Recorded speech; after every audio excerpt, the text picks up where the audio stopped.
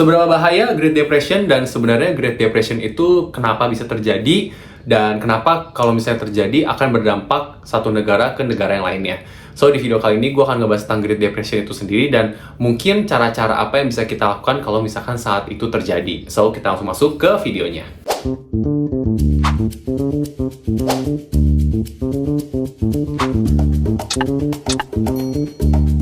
Halo guys, balik lagi dengan gue Ken. Jadi di video kali ini mungkin gue akan ngebahas atau cerita tentang salah satu siklus yang udah gue bahas di video gue yang ini. Kalian bisa nonton untuk melihat secara full siklusnya. Jadi di dunia ini secara ekonomi itu ada siklus-siklus yang biasanya itu emang dilewati dan sudah terjadi berdasarkan historinya gitu. Nah, salah satu siklus yang akan gue bahas kali ini adalah salah satu siklus yang paling penting karena menurut gue siklus ini yang menentukan turunnya suatu negara dan naiknya suatu negara atau bangkitnya suatu negara dalam konteks ekonomi gitu. Jadi apa yang akan gue bahas hari ini adalah namanya Great Depression.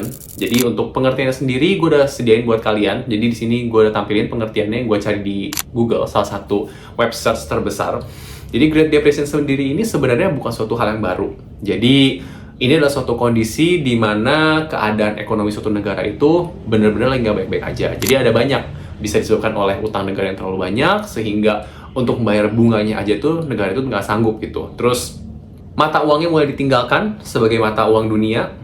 Terus banyak negara-negara yang cabut atau tidak meminjamkan lagi uangnya karena yang kita tahu saat ini seperti US, negara yang paling besar itu walaupun secara ekonomi itu tumbuh pesat di bidang teknologinya dan di bidang lain-lainnya, barang-barangnya bagus dan lain-lain, tapi surat utang negaranya itu banyak dikuasai oleh negara-negara asing, bukan negara lokal, bukan penduduk lokal bisa gue bilang.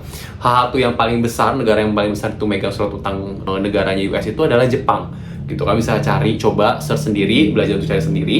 Jadi ini mengindikasikan kalau misalkan Great Depression itu terjadi kalau misalkan utang dari suatu negara itu dia minjem uang untuk pembiayaan infrastruktur di negaranya itu sudah besar sekali gitu. Biasanya ini itu akan diukur dengan yang namanya itu defisit PDB.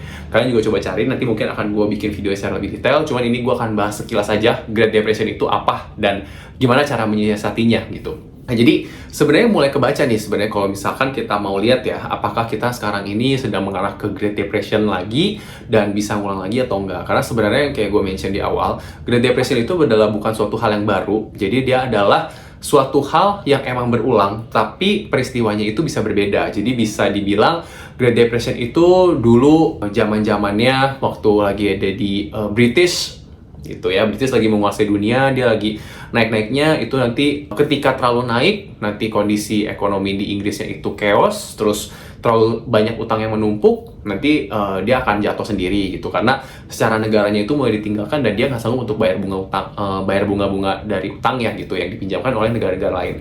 Dan saat ini juga kalau misalnya dilihat sebenarnya US sendiri itu untuk utang negaranya itu udah besar sekali. Defisit PDB-nya itu sekitar 5-6%, which is yang normal itu biasa 2-3% itu harus di-keep tuh di sekitar segitu agar bisa masih tercover kalau misalkan negaranya kenapa-kenapa gitu. Bayangin aja kalau misalkan kita setiap bulannya itu pendapatan kitanya itu lebih kecil daripada pengeluaran kita sebesar 7%. Itu ibarat kasarnya. Jadi setiap bulan itu US itu bisa dibilang pengeluarannya itu lebih banyak 7% daripada pendapatan negaranya. Itu kan besar sekali ya, apalagi utangnya segitu besar, terus tingkat bunganya segitu besar, itu akan menumpuk. Dan efeknya sebenarnya adalah, kalau misalkan selama ini berjalan baik-baik aja, apakah ke depan itu akan berjalan baik-baik aja? Nah, pertanyaannya itu adalah, sebenarnya kita belum bisa ngomong, tapi kalau misalnya kita lihat di indikatornya, defisit PDB ini, kalau misalkan dia udah di atas 5%, bahkan dia udah sampai ke poin 6%, itu adalah suatu tanda yang bahaya, karena banyak investor-investor besar, investor-investor yang sudah paham itu kalau misalnya suatu negara yang defisit PDB-nya terlalu besar itu akan menurunkan nilai ekonominya di mata dunia. Jadi investor-investor itu akan cabut dari negara yang emang defisit PDB-nya besar gitu. Apalagi kalau misalkan debt to PDB-nya itu juga besar, kayak misalnya debt to PDB-nya US tadi 119%. Sebenarnya untuk negara maju itu masih normal. Tapi kalau misalkan emang dia nggak jaga defisit PDB-nya, itu akan naik terus tuh debt to PDB rasionya. Kalian boleh coba cari ya apa yang tadi gue ngomongin. Jadi biar kalian juga belajar untuk cari tahu. Jadi search kalian juga mulai berbobot pencariannya gitu. Nah, jadi sebenarnya apa yang mau gue sampaikan adalah kalau misalkan Great Depression ini terjadi, dan menurut gue sih ada kemungkinan emang akan terjadi lagi. Karena kalau misalnya kita lihat juga, kalian coba cari, Warren Buffett itu untuk portfolio itu sekarang lebih banyak pegang cash. Dari masa-masa yang sebelum-belumnya itu, dia saat ini di tahun 2025 ini adalah dia memegang aset cash ya, cash yang liquid bisa dibelikan saham lagi itu terbesar sepanjang masa perusahaannya gitu. Jadi bisa dibilang saat ini juga Warren Buffett itu khawatir akan keadaan US saat ini dengan utang yang sebesar itu. Nah, apa yang terjadi nih kalau misalkan Great Depression ini, apalagi di US ini terjadi? Sebenarnya untuk siklusnya sendiri yang udah gue bahas di video sebelumnya itu, untuk masa-masa Great Depression ini bisa berlangsung antara 10-20 tahun. Baru nantinya itu akan mulai recovery dan akan timbul suatu negara baru itu yang menjadi pemimpin dunia gitu. Kalau misalnya kita bisa lihat sekarang, mungkin potensialnya itu adalah Cina ya. Gitu. Nah, apa yang bisa kita lakukan sebagai individual, apalagi kalau misalkan kalian punya keluarga, kalian punya anak yang ada beban sekolah dan lain-lain, karena kalau misalnya Great Depression itu bisa terbilang akan relate-nya itu ke inflasi yang naik, harga-harga pokok naik, utang juga bunganya gila-gilaan, kalian punya KPR dan segala macam itu bunganya itu bakal naik gila-gilaan, karena untuk mengimbangi inflasi yang lagi tinggi-tingginya. Kalau misalnya menurut gua, apa yang bisa kita lakukan saat ini adalah kita harus banyak benar-benar manage keuangan kita harus banyak simpan keuangan kita itu nggak hanya dalam cash, karena kalau misalnya kalian tahu juga cash itu akan susut nilainya karena ada inflasi dan lain-lain, harga barang-barang itu naik, jadi uang mata uang kita yang semakin mengecil nilainya, semakin bertambahnya tahun. Mulailah investasi, belajar investasi untuk hal-hal yang emang kalian mengerti gitu. Jadi jangan cuma untuk nabung aja, karena kalau misalnya nabung aja menurut gua ketika Great Depression terjadi itu uang kalian akan jadi nggak ada artinya gitu. Sedangkan kalau misalnya kalian investasi, ibaratnya kalian udah melindungi nilai mata uang kalian saat ini untuk dengan value yang sama hari ini dengan menginvestkan uang kalian gitu. Nah, sebenarnya untuk investasi itu gue udah sering bahas di video-video gue, tapi mungkin untuk secara singkat di video kali ini, karena video kali ini gue akan ngebahas tentang Great Depression itu dan bagaimana cara menyimpan nilai dari mata uang kita yang kita pegang itu, ya mungkin kalian bisa coba untuk lebih banyak belajar di bidang investasi di saham ataupun di investasi kripto gitu. Kalau menurut gue untuk investasi properti dan lain-lain itu akan susah untuk dicairkan. Jadi kalau misalkan sampai itu terjadi pun masa-masa Great Depression itu terjadi atau resesi terjadi, ketika kalian butuh uang akan susah dicairkannya kalau misalkan kalian punya aset-aset yang nggak liquid atau nggak mudah untuk di-convert ke cash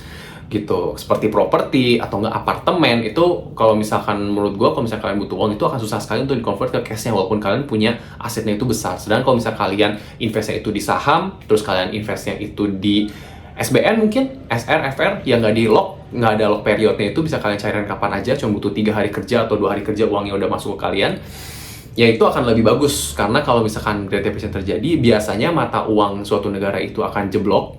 Hampir semua lah secara global itu mata uang itu akan jeblok, tapi nilai-nilai aset-aset investasi seperti emas, seperti Bitcoin ataupun saham yang emang fundamentalnya oke, itu akan bertahan dan bisa naik di saat masa-masa krisis. Kayak misalkan kalian ingat aja lah COVID, harga semua turun, hancur, semua kondisi ekonomi hancur, gila-gilaan semua, tapi aset-asetnya itu pasti naik gitu, karena orang akan berusaha, apalagi investor-investor besar yang mengerti akan berusaha untuk menjaga nilai-nilai harta yang mereka punya itu ke suatu aset itu yang bertahan gitu. Nah, gitu sih sebenarnya gue ingin mengingatkan kalian kalau misalkan kita itu lagi di masa-masa yang tidak bisa dibilang bagus atau dibilang jelek, karena sekarang itu kita lagi di masa-masa yang abu-abu. Kita nggak tahu nih arah dunia kemana. Bisa tiba besok perang meledak, kita nggak tahu perang di mana-mana. Terus bisa tiba-tiba besok US itu kenain tarif lagi, karena kita juga nggak tahu pikirannya dari bapaknya US itu seperti apa, pengen ke arah mana untuk membuat US menjadi hebat lagi. Kita semua nggak tahu, tapi yang kita tahu adalah gimana caranya kita bisa manage uang sehingga ketika masa-masa yang darurat terjadi, kita masih punya uang untuk membiayai kehidupan kita, operasional kita, dan keluarga kita. So itu mungkin saran gue yang terakhir adalah benar-benar mulai belajar investasi. Jadi jangan cuman berharap dari gaji yang kalian terima, kalian udah merasa aman, kalian bisa hidup saat ini, kalian foya-foya. Belajar dan invest pertama itu di leher ke atas, kepala kalian, otak kalian. Itu banyak belajar untuk mengerti investasi apa yang oke saat ini, investasi yang bisa melindungi aset-aset kalian. Dan setelah itu mulailah belajar untuk investasi. Walaupun kecil nggak apa-apa, kalian rasain dulu, tapi at least ke depannya itu kalian terus improve dan bisa investasi yang lebih besar gitu, sehingga bisa menghasilkan passive income yang emang benar-benar nilainya itu ada, bisa melindungi aset-aset kalian. Oke, sekian dulu mungkin video gue. Semoga kalian nonton video kali ini bisa lebih aware dengan keadaan ekonomi saat ini. Kalian baca lebih lanjut lagi tentang Great Depression dan apakah possibility-nya itu besar seperti yang udah gue sampaikan di video kali ini atau enggak. Kalian boleh coba untuk diskusi juga ke dengan tulis di kolom komen, nanti akan gue balesin dan akan kita discuss, ataupun kalian boleh DM ke IG atau TikTok, nanti gue juga akan coba untuk diskusi dengan kalian kalau misalnya kalian punya pemikiran lainnya. So, sekian dulu video gue kali ini, and see you next video.